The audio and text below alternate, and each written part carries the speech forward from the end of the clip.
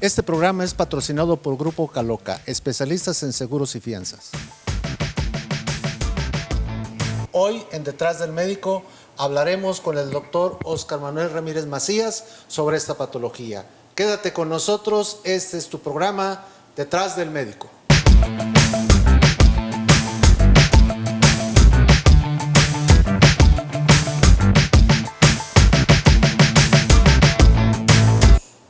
Mover el hombro es una limitación tan importante que en ocasiones hace que el paciente no tenga las actividades básicas, como por ejemplo limpiarse cuando va al baño o poner un foco, algunas cosas así. Hoy, en Detrás del Médico, nuevamente agradeciendo a tu presencia, Óscar Ramírez Macías, un gran ciclista, un gran ortopedista que nos hablará sobre el síndrome de hombro doloroso. Bienvenido, Óscar, muy amable con tu presencia. Adelante. Muchas gracias. El agradecido soy yo, José Luis. Gracias. Hay que recordar que la articulación del hombro es la articulación que tiene más movimientos en el cuerpo. Por algo ha de ser, de manera que gran parte de los movimientos que hacemos, desde vestirnos o desvestirnos y la mayoría de nuestras actividades básicas requieren de movimientos del hombro. Por eso es que es tan limitante y tan incómodo. Sí, y hay que recordar que nada más no es la articulación del hombro como tal. El hombro tiene más articulaciones. ¿Nos podrías hablar de ellas? Sí, claro. La cintura escapular, que es como se le llama a toda la parte alta del tórax, tiene, por ejemplo, la escápula, que coloquialmente se le llama la paleta, que es la que genera muchos de estos movimientos y que cuando el paciente tiene un síndrome doloroso, hace un rescate de sus movimientos con la misma escápula. Por eso es que a veces el paciente tarda en reconocer que tiene limitaciones con su hombro. Sí, sobre todo porque no nomás es únicamente la escápula, como tú bien dices, está la acromioclavicular, la coracoclavicular, y que de alguna manera esto genera que haya dolor. ¿Cuál es la incidencia en este tipo de pacientes que tienen hombro doloroso? ¿A quiénes son cuando se presenta más esta patología? Puede presentarse a cualquier edad. Evidentemente es mayor en los adultos mayores, pero tiene diferentes causas y diferentes motivos. En los adultos mayores, es decir, a lo mejor aquí nos echamos de cabeza, pero arriba de los 50, 60 años, tiene mucho más relación con los tendones. Los tendones por síndrome de pinzamiento, daño, inflamación e incluso ruptura de estos tendones. En personas debajo de este grupo de edad, por lo general son pinzamientos por malas posiciones, malas acciones en alguna actividad física que desarrollen. Cuando duermen con el brazo extendido. Muy frecuente.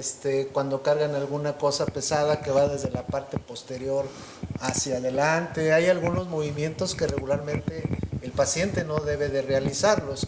¿Cuáles son las lesiones o los tendones que más frecuentemente se lesionan, Óscar? Bueno, los del manguito rotador, todos hemos escuchado ese término, el manguito rotador.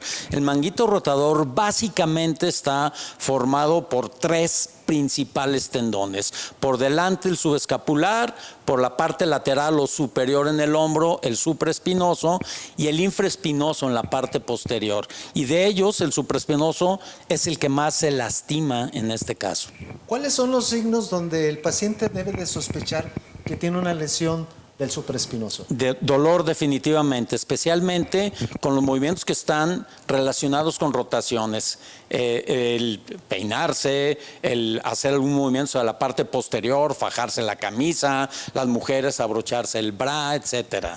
Esos dolores, y sobre todo cuando este dolor ya les despierta por las noches. Eso es habitualmente cuando hace que el paciente ya busque la ayuda del médico. Exactamente, y lo más importante, acudir con el traumatólogo, porque volvemos a insistir, el paciente ya quiere llegar con estudios para ver cuál es el diagnóstico, o inclusive dicen, tengo una lesión del manguito rotador.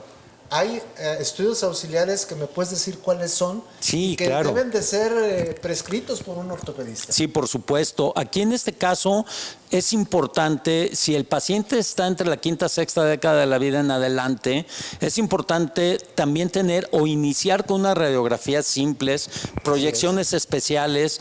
¿Por qué? Porque una de las causas frecuentes de la lesión del manguito rotador o especialmente el síndrome del supraespinoso, es una especie de espolón, que es como coloquialmente le llaman, que se genera en un huesito que está en la parte lateral y superior del hombro, que es en el acromion, es el techo de este manguito rotador, y ese puede incidir sobre el tendón y generar ese pinzamiento, esa inflamación o incluso una ruptura del tendón.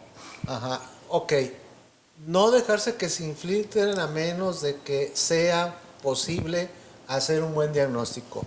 La diferencia entre hacer una ecosonograma o una resonancia magnética, ¿qué es lo primero que tú consideras que sea de mayor utilidad? Mira, a mí me gustan ambos, pero al eco le doy un punto, uno de sus puntos de superioridad es que es un estudio interactivo. Es decir, cuando hacemos una resonancia magnética, que además es más sensible para algunas lesiones, el paciente llega al equipo, se acuesta en el equipo, el técnico en rayos X programa el sistema y pum, pum, pum, pum, le hace el estudio y se va. Y luego lo interpreta el radiólogo sin saber si el paciente era alto, bajito, gordo, flaco, güero, moreno, ni qué tenía. Y en cambio el eco tiene que interactuar con el radiólogo.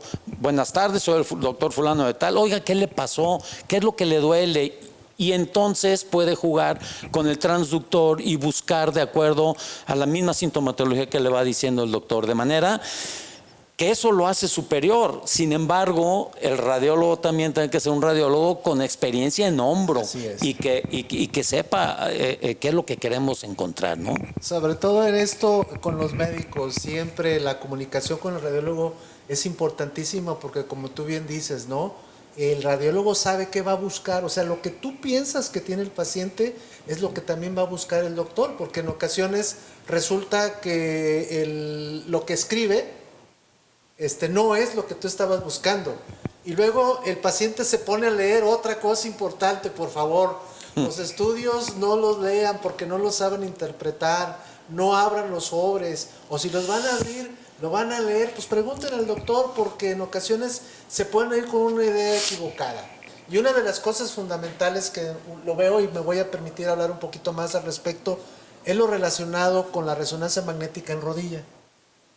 Que la mayor parte de los estudios de resonancia magnética, si no, tienen lesión del menisco, del cuerno posterior. Sí, claro, menisco. sí, claro. Y anda buscando uno en la artroscopía, la famosa lesión del menisco, y no se da. La fortuna es que en la artroscopía se graba y de alguna forma le podemos decir al paciente, fíjate que la lesión que se supone que está en la resonancia magnética no existe. Ahora, en la lesión del manguito rotador del supraespinoso, ¿hacer una mini open o hacer una artroscopía?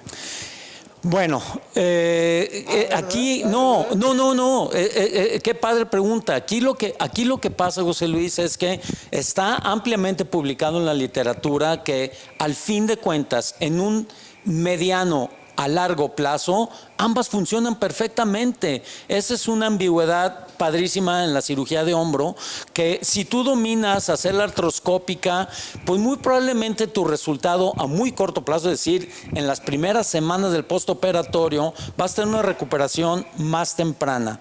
Pero eso no quiere decir que esté proscrito o que no se la puede hacer abierta, porque también le va a ir muy bien, quizá en unas semanas más, y la recuperación al inicio va a ser un poco más lenta, puede ser incluso un poco más dolorosa, pero finalmente, vamos a poner al término de 6 meses, el paciente va a estar igual, el artroscópico o el mini open. Así que es indiferente, ¿eh? Sí, para que el público entienda, porque los costos en cuanto a una artroscopía y una mini open, pues sí varían de manera importante esto, y que otra vez volvemos a lo mismo.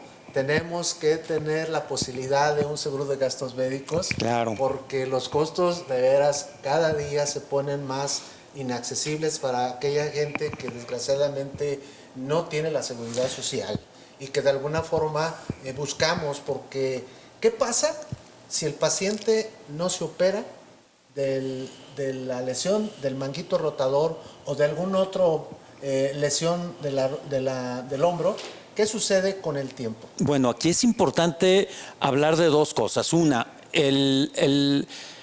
La fase inicial, cuando tiene una lesión del hombro, sobre todo cuando hay mucho aspecto inflamatorio involucrado, el paciente, al hacerlo crónico, puede caer en la otra patología de hombro doloroso, que es el hombro congelado. Este es un término coloquial, pero eso se llama capsulitis adhesiva.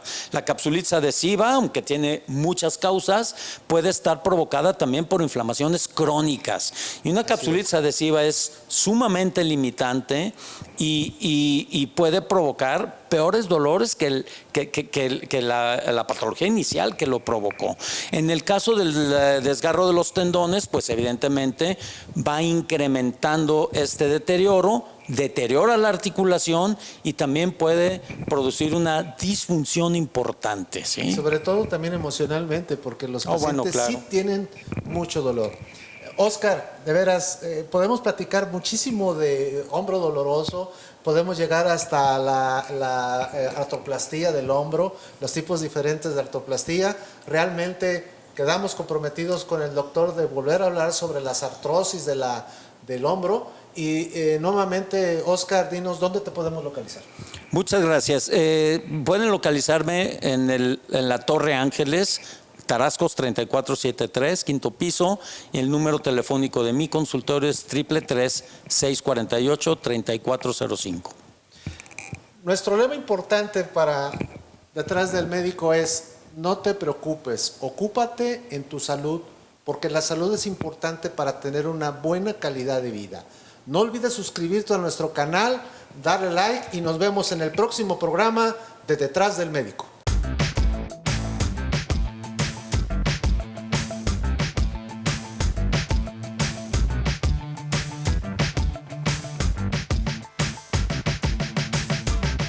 Este programa es patrocinado por Grupo Caloca, especialistas en seguros y fianzas.